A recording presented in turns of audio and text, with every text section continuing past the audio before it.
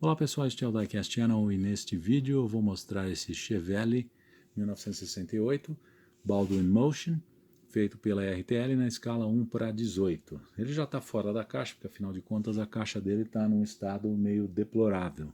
Como ele não tem base, eu já optei por tirá-lo direto da caixa e a gente poder dar uma olhada melhor nele. Então se você curte esses carros, fique comigo até o fim desse vídeo, vale a pena realmente, esse carro é bem interessante.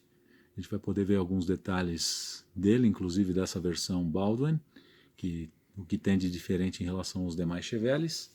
E também não se esqueça de se inscrever no canal, de clicar no sino para as novidades, deixar o seu like e o seu comentário. É isso aí então, vamos dar uma olhada melhor nele.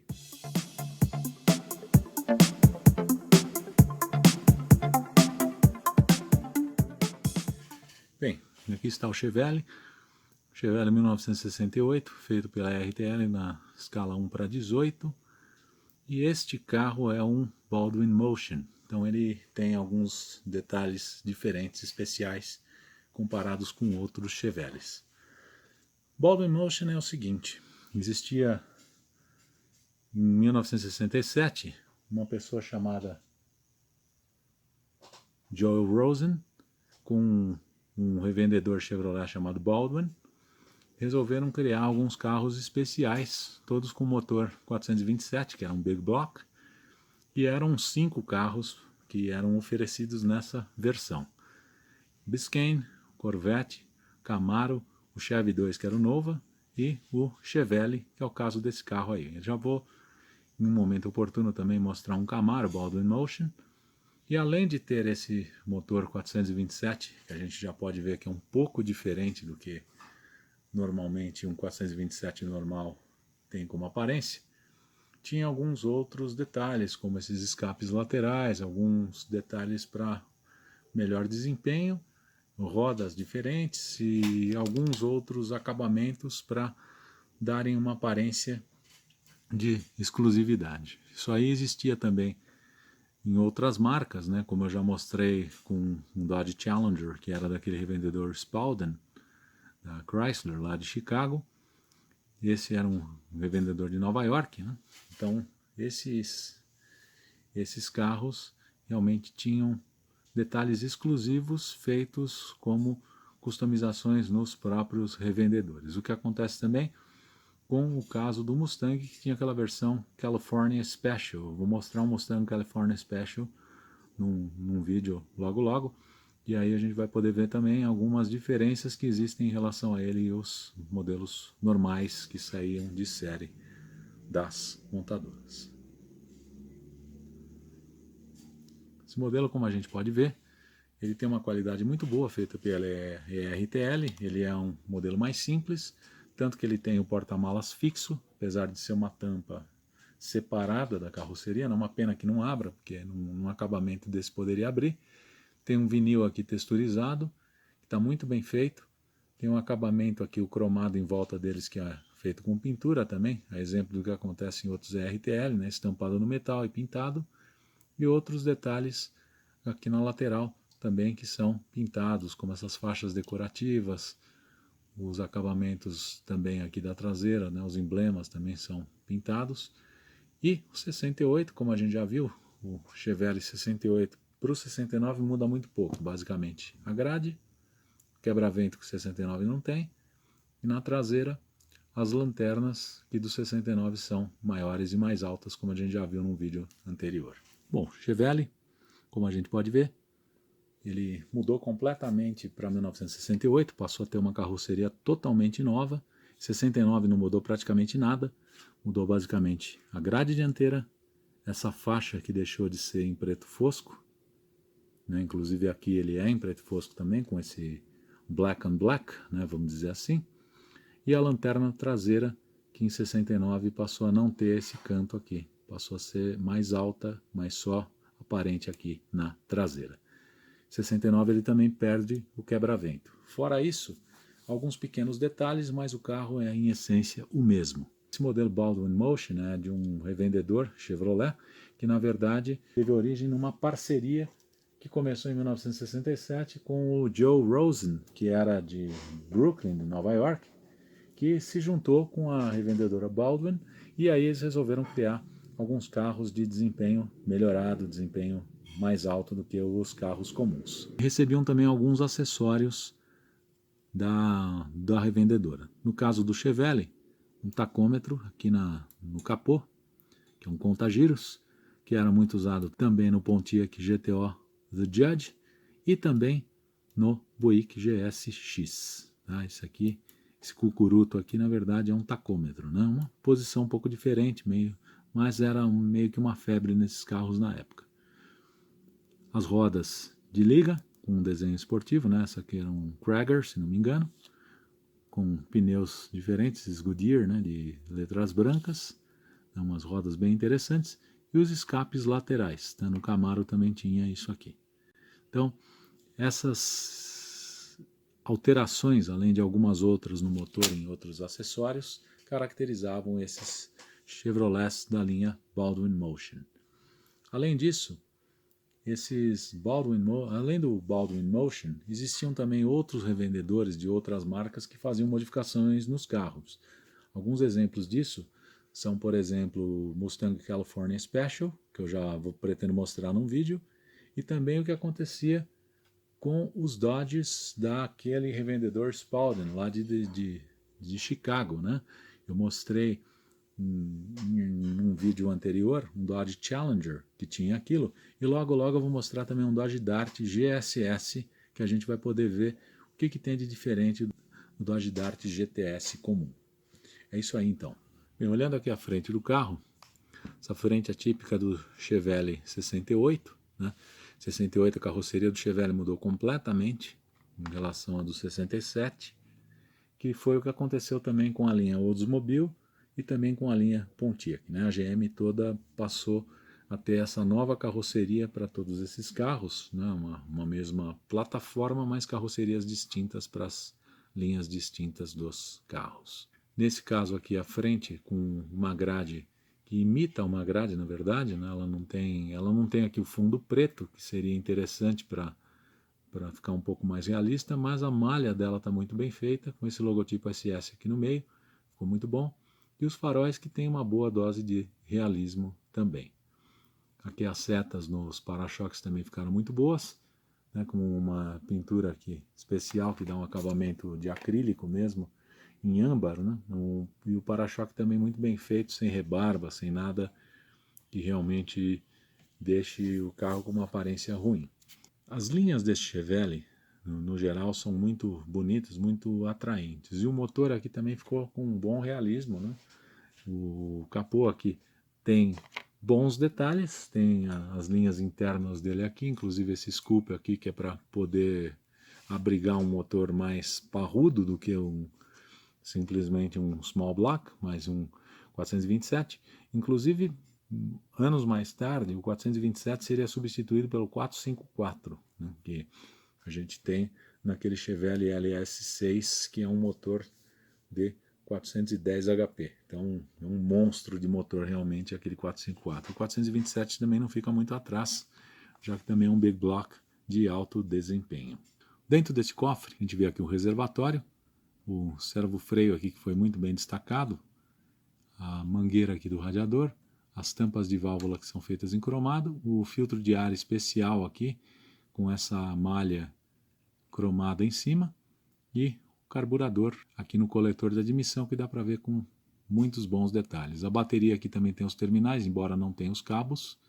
O cofre do motor está todo feito em preto, mais fosco, porque afinal de contas ele é parte do metal do chassi de baixo, né, da base do carro, mas está com um bom realismo aqui. Os limpadores aqui foram feitos em peças separadas, cromadas, então ficaram com uma boa qualidade. Olhando aqui o motor, os detalhes dele como bateria, o reservatório, o hidrovácuo, uma visão geral, dá para ver que o motor está muito bem feito, né, como a RTL faz normalmente. O coletor de admissão, inclusive, é uma peça separada do motor. Então o motor é feito naquele vermelho alaranjado, que é típico dos GMs da época.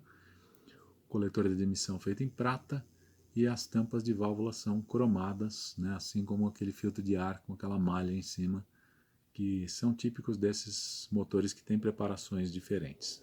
tampa do radiador aqui também foi destacada com pintura, né, com uma pintura prata, e os terminais da bateria também. Então são detalhes bons. Poderiam ser melhores, talvez se tivessem os cabos ou alguns outros detalhes, mas são detalhes também que podem ser feitos.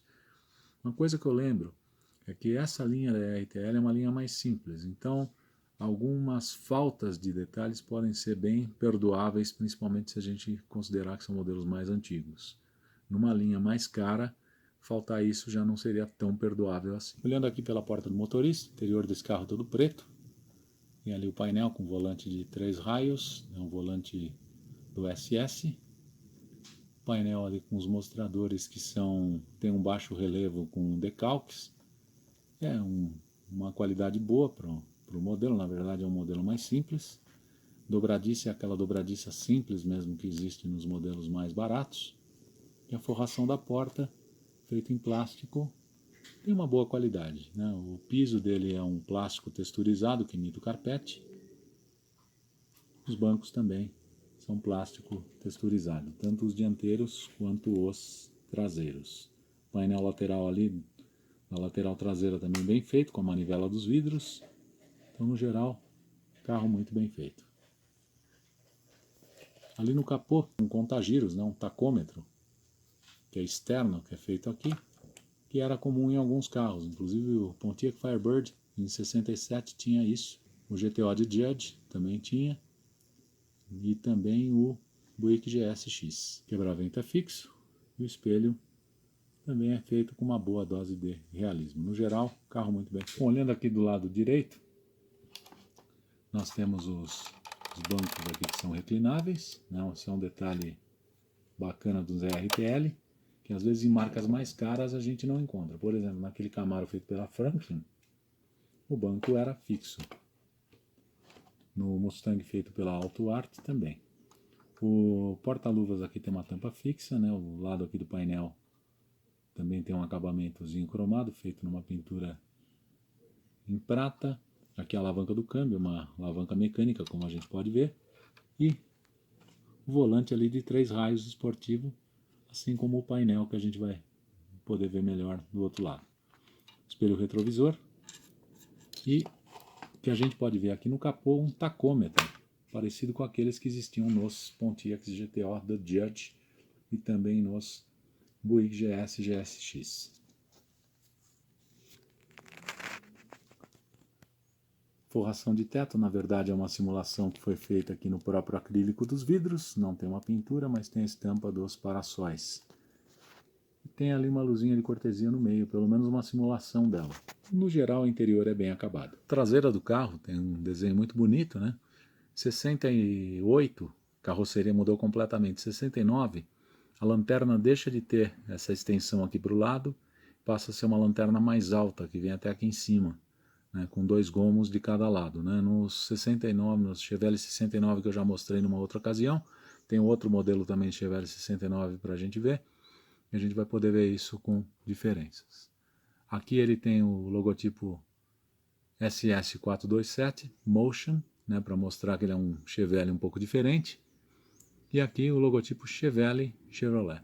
Aliás, a escrita desse logotipo em letra cursiva foi copiada também para os nossos Chevrolets nacionais. O nosso Opala usava um logotipo Chevrolet nos anos 70, que era feito exatamente desse jeito. O logotipo do Chevette também era muito parecido com esse, só que as letras eram na vertical em vez de serem em itálico, como deste modelo aqui. Então, muitas coisas destes carros americanos dos anos 60 e 70 serviram de inspiração para os nossos carros nacionais. Essa lanterna, de uma certa forma, né, não só a lanterna, como o aspecto dessa traseira, lembra um pouquinho o aspecto da traseira que foi adotado nos nossos Opalas. A frente é claramente inspirada no Nova e a traseira tem uma mistura de um pouquinho de Chevelle com um pouquinho de Nova, com um pouquinho de alguma outra coisa, e acabou ficando um conjunto bastante harmonioso no nosso carro, né? Aliás, eu já comentei no vídeo em que eu analisei o Opel, que eu particularmente acho o desenho do Opala mais bonito que o desenho do Opel, que foi o carro que deu origem a ele.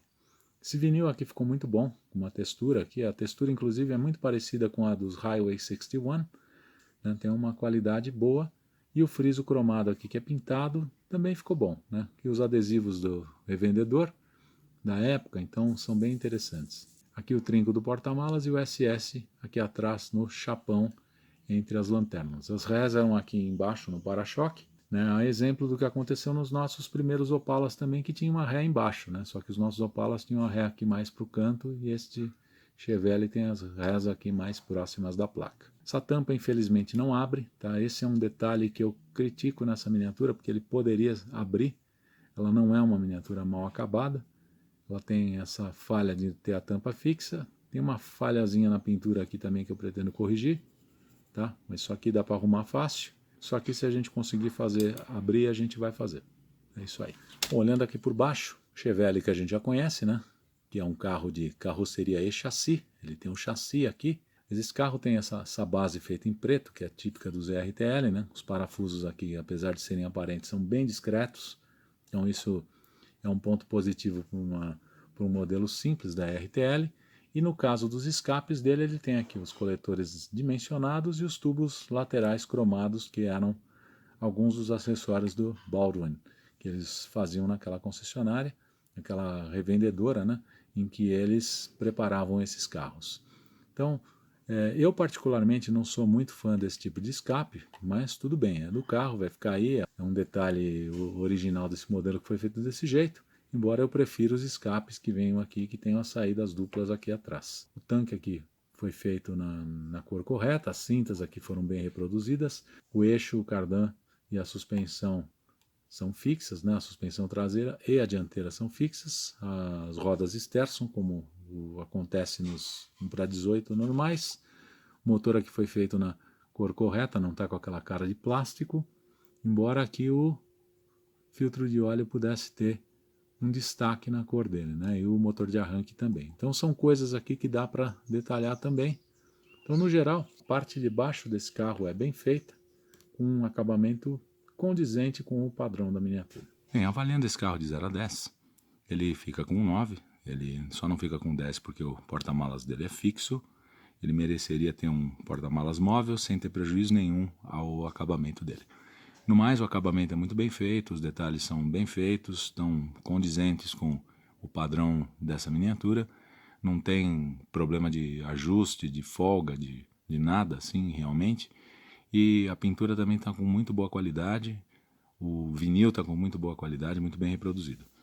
Eu agradeço por todos os likes, comentários, por todas as inscrições no canal. Não se esqueça de se inscrever, deixe também seu like, deixe seu comentário sobre o carro e o vídeo e também aproveite para clicar no sino para as novidades. É isso aí, então, muito obrigado, até o próximo vídeo.